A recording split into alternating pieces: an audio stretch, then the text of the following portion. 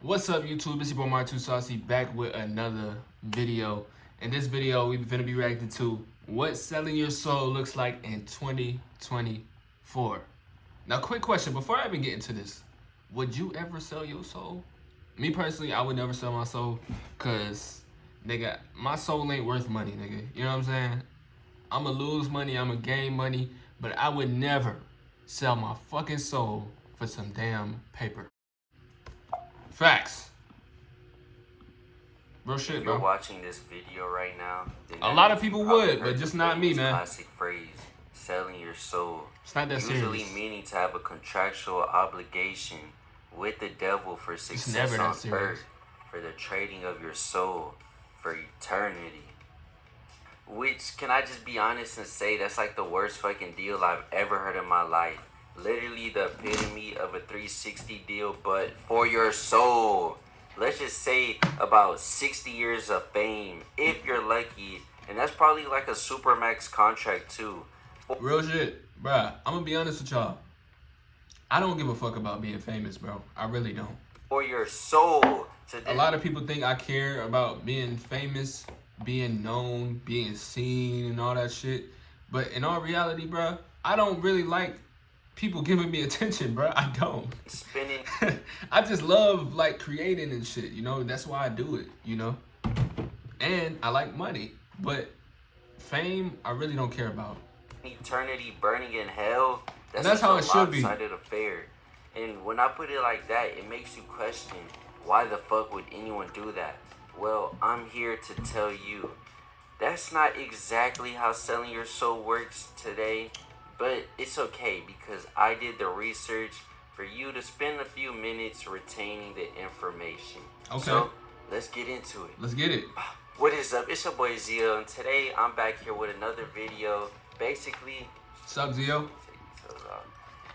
I'm gonna be explaining the classic saying that we've always heard, usually pertaining to actors and musicians or anyone associated with Hollywood, or if you like to call it Hollyweird. But it's selling your soul.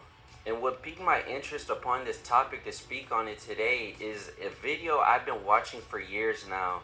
And within said video is a line said that really rubs you the wrong way and makes you really think, what does this sentence really mean deep down?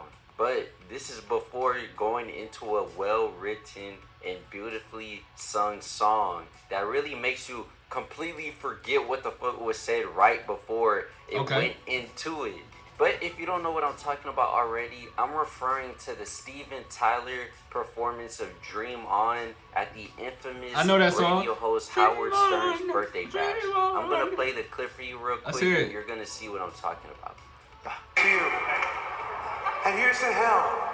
May we have as much fun there as we had getting there, huh, Howard? And we'll be there. If you don't by chance know who Steven Tyler is, God bless your soul, but he's the lead singer of one of the best-selling rock bands of all time, Aerosmith, known for their hit song that Steven actually sings in the video, Dream On, which I had to admit, if you haven't listened to it before, is an absolute banger, and you should definitely listen to it at least once in your life, bro. But what did he mean by that? In my opinion, a top 100 What do you mean by what he said, y'all? I don't give a fuck what you say, but I continue. Now, do you remember what I just said about Aerosmith? And I know it was subtle and quick, so you probably didn't catch on to what I said. But ow, fuck, I bit my cheek, bruh. But what I was saying was that they were the best-selling rock band of all time, being active since the 1970s. And if you know anything about rock, especially in the late 1900s, then you'll know how evil and closely tethered to the devil the genre publicly was perceived as, mostly by devoted Christians. This was also at the same time as the Satanic Panic in the 1980s that helped push the narrative that rock and metal music was wicked and unholy. I believe bands played into the fear of people, and you can even see... Facts, bro. They definitely did. Bands definitely play into that that whole devil worship and shit. And it made, I ain't gonna lie, it put a bad name out for rock in general. So I feel like that just made people kind of stay away from rock. You know what I'm saying? Like it made people stay away from rock. Like rock could be super good, you know? I'm not saying it's a bad type of music or anything, but rock could be super good. But it's a lot of people that don't listen to it simply because of the image. And y'all kind of fuck it up. God dang.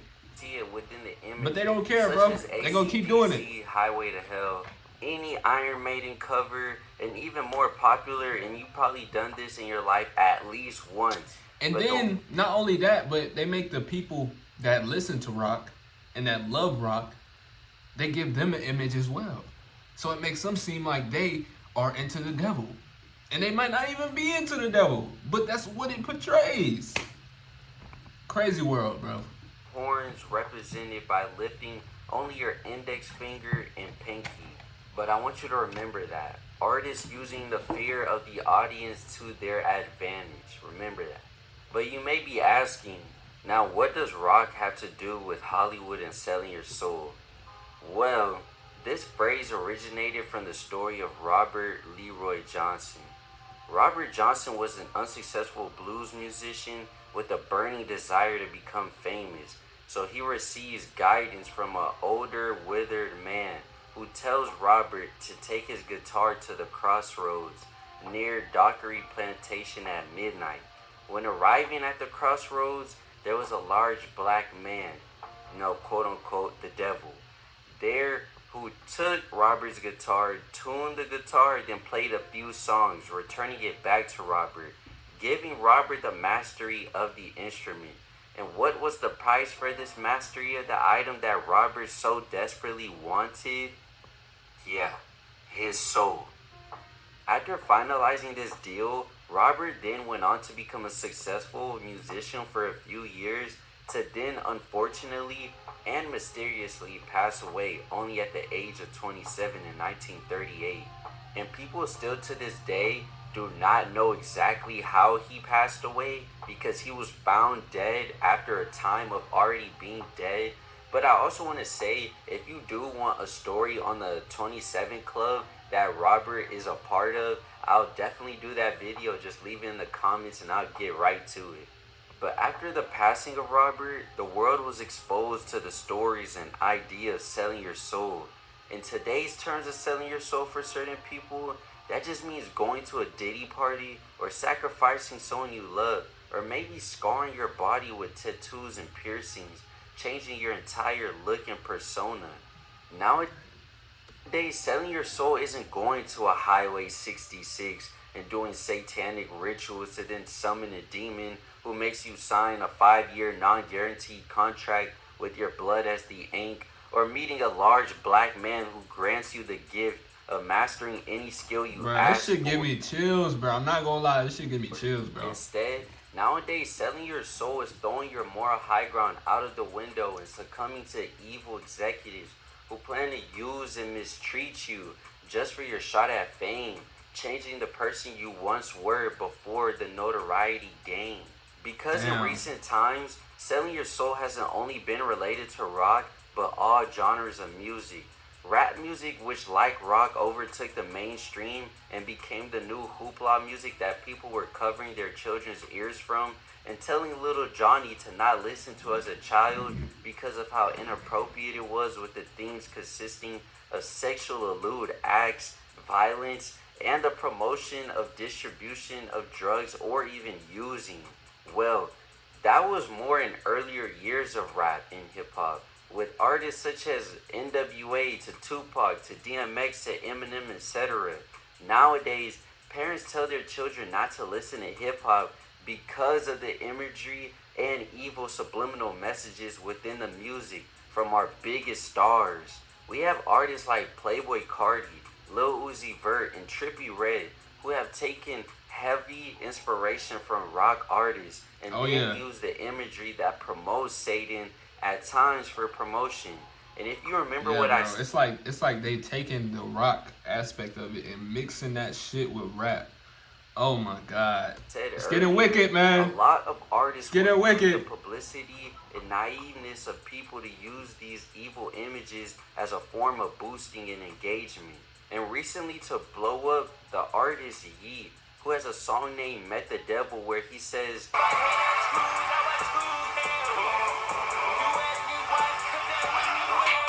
not only that, but if you tune into the Super Bowl just a few weeks back, you might have noticed the discourse around the internet over popular artist Ice Spice wearing an upside down cross chain gifted from the artist Playboy Cardi, which, if you don't know, has built his brand off of the shock value of Satanism.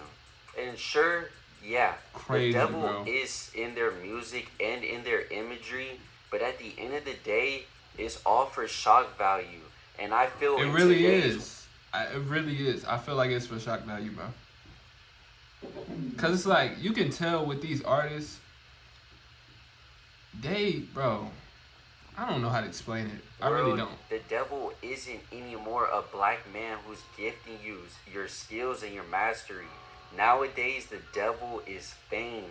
The devil is clout. It's Lil Uzi Vert going from this to that, or Drake becoming the most popular artist out of his country and in the world and naming himself the sixth god, which some people find uncomfortable with such imagery as his Summer 16 cover. And yeah, I understand, I'm not a dumbass. The six is representing Toronto, but with his imagery of the six, it's kinda, Yeah. people aren't as slow as you believe Yeah. people are. Like, it's in your face, bruh. But I'll tell you right now, I don't believe every person is a Satanist or doesn't believe in God, because plenty artists and actors mention God and they always say how he's helped play a role in where they are today. So some may lie, some may tell the truth, but at the end of the day, selling your soul in today's terms is just doing whatever has to be done for you to stay relevant, stay in the headlines, and stay on people's minds. And that's why I believe that the saying has died down a bit and moved on to a new phrase that's been more popular as of late: humiliation ritual. And look, I know everyone has mentioned Lil Uzi, Playboy Cardi, Trippie Redd, Travis Scott, X, Lil Nas X, etc. before. And I know they're low-hanging fruit, but times are different now, because nowadays you can become the devil. You can become a Diddy. You can become a Andre Harrell. You can become a Clyde Davis. You can become fucking Harvey Weinstein or Dan Schneider. You can become the beast Dan and the Snyder. monster that grants those people who are looking for an opportunity of fame and fortune. That's very true, bro. A lot of these people become the devil and they don't even realize it, bro. Or they do realize it, but they don't care because they got the money, because they got the power. So, I mean, I wouldn't say they're becoming the devil for se. I would just say they're just being themselves. Because some people are naturally like this, are naturally fucked up. And that's just the truth, you know? And that may be from their past, that may be from the way they grew up, you know? Some people were just born to be fucked up. Yeah, they may have money and power to cover that shit up, but at the end of the day, this is their personality, this is who they are. And a lot of people may say, oh, well, that person is, putting people in messed up predicaments and, giving them fame in exchange for their time and, their soul and different things like that. But I wouldn't even say they're the devil. I would just say they're them. If you want to call them the devil, you can, but it's I don't know, bro. I don't know. Some people are just evil, bro. Experience it. The person is now the devil in today's terms. There's many stories which I feel if I get too close to the sun on, might mess my shit up. So I'm gonna be quiet for now. But I'm gonna leave you off with this last saying. And it's pretty well spoken to me, and it gives you a better perspective on just exactly why you might hear at times people say the devil was the head of music in heaven. That's just a theory and conspiracy, hypothesis, whatever you want to say. It's not confirmed, but I'm gonna put into perspective why most people think that. I'm gonna leave you off with this. Music puts humans in a trance-like state. Being in that state, it is easier to manipulate our minds and input specific ideas into our heads, leading us to commit actions that would be hard for us to do because of our moral conscience that would usually stop us from making the wrong move. Music bypasses our moral mind and all of the barriers that we have, preparing us by implementing feelings of euphoria and happiness, then inputting certain ideas that if we were presented with without the music, we would certainly not act upon. But because there is the music, we might find the sounds attractive and adopt them as our own, and finally commit the action that has been implanted in our brain. This is why you gotta watch what you listen to.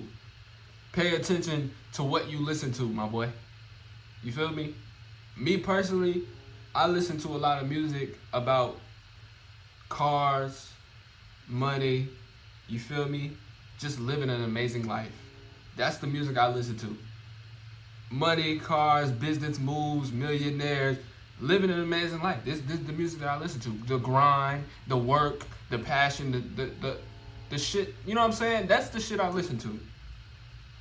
The reason why I listen to that music is because it fits the life that I want. It fits what I love most. My family. You know what I'm saying? It fits these different things about me. That's why I listen to the music that I listen to. You know? Some of the music ain't really like that. Some of the music I listen to just for, you know, like, just because it's hard. You know? It sounds good. It puts me in a mood to, you know, work harder or push more in a workout. You know? So I have different reasons for different music. You know, some music I listen to relax, to chill. You feel me? So pay attention to what you listen to, bro. Pay attention, because all this shit matters. What you take in is what's gonna come out. You feel me? And this is in everything. Books, TV, music, whatever. And that's just an example of subconscious programming that these artists do. That's it for my video. I know. But yeah, man, that's it for the video. Let me know what y'all think down in the comments. Make sure I hit that like button. Make sure I hit the subscribe button.